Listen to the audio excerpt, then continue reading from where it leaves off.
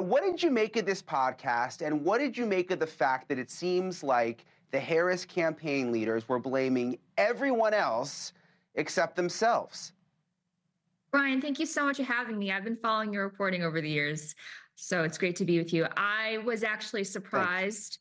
Well, not entirely shocked that they failed to address where the billions of dollars went. Let's bear in mind that it wasn't just $1 billion.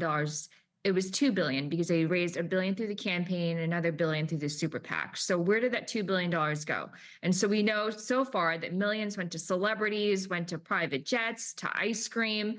$450,000 a day was spent on the Sphere, and bear in mind that we lost Nevada. So it's astounding. And so how can Americans believe that the Democratic Party can properly handle taxpayer funds if we can't even handle a campaign? There has to be a serious accounting and a serious postmortem, not just slapping each other on the back and congratulating each other. Yeah, it came up over and over again, Michael, during this podcast. Oh, we only had 100 days. We only had 100 days. This was an unprecedented situation. I guess it's a fair point, but still, I mean, the fact that they spent $1.5 billion in such a short amount of time, still sort of jaw-dropping. Yeah, but the context of this entire election will never be discussed without that aspect of what took place last July. The truth is, and it's undeniable, that she was placed in a situation, we passed the torch to her, but we passed it in the fourth quarter. So every decision they made within those 107 days, and keep in mind, it wasn't just 107 days, but included in that, she had to actually lock down the delegates. They had to redo the year they spent planning the convention. They had to reorchestrate that because it was a new candidate. They had to vet and pick a vice presidential candidate. They had to prepare for a debate, and early voting started in some places in mid-September.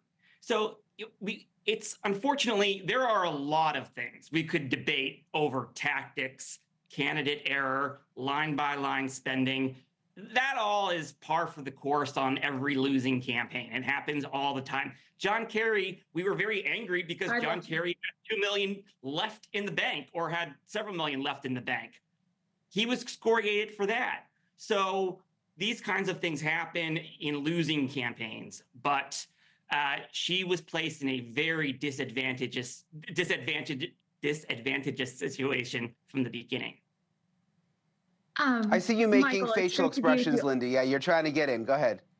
Thank you so much. I do want to say that $1 billion in 100 days is not just run of the mill. This is astounding.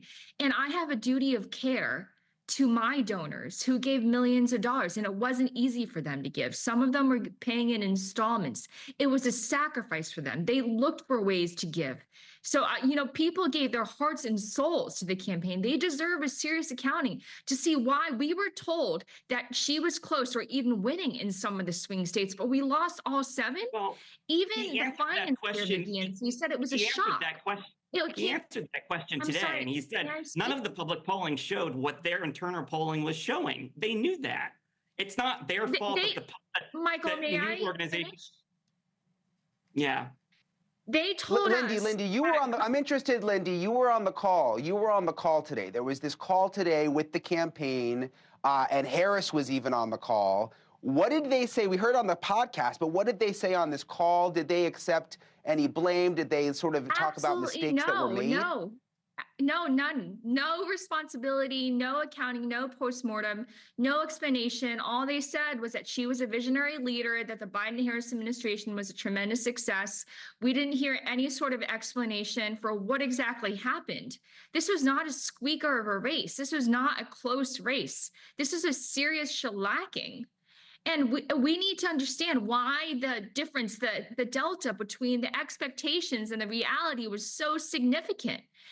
How are you ever going to expect anyone to ever donate or to believe in the Democratic Party again? We were sold a false bill of goods, and we need to know what happened. And I fear that all these consultants who made bank, who made hundreds of millions of dollars on these media buys, they're just going to fail upwards and go on to the next campaign.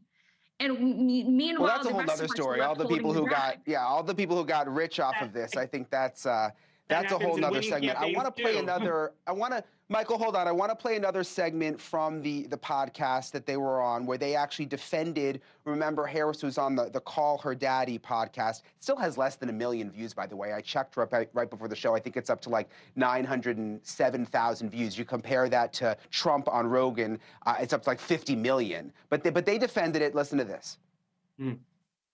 I think that in a 107-day race, it is very difficult to do all the things you would normally do in a year and a half, 2 years. You know, the hurricane impacted 2 weeks of our ability to reach people, not just in North Carolina and Georgia, but all across the country. You know, we women don't get far in life talking about double standards, so that's not the point. But 2 weeks talking about how she didn't do interviews, which, you know, she was doing plenty, but we were doing in our own way. We would do an interview, and to Stephanie's point, the questions were small and processy and about like dumb.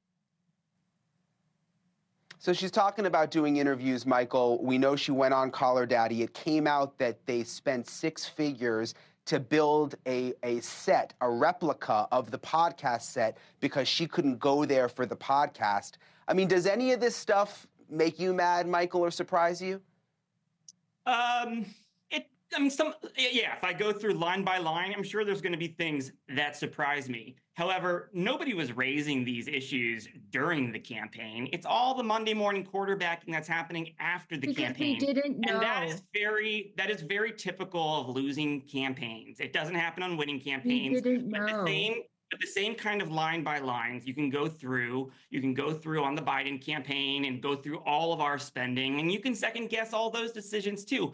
You won't do that because we won. Now, it's very different in this campaign, and it's always different for losing campaigns. They're always held to a different standard, and maybe that's okay. We have the right to do that. But you know what? We also have another election in 4 years where we can find a new candidate. Yeah, I think that's a fair point. Look, if the roles were reversed, we would be doing the same thing, going through exactly what Trump spent and what mistakes were made. Lindy and Michael, interesting conversation. I appreciate you both for coming on tonight. We didn't know about the expenses until after the election, so how could we possibly raise it? We didn't get the report until after the Monday morning. But if she won, would anyone even care? Would anyone even be talking about it, though? I mean, you know, it's a fair point, Michael. Okay, I want to bring in Bill O'Reilly now.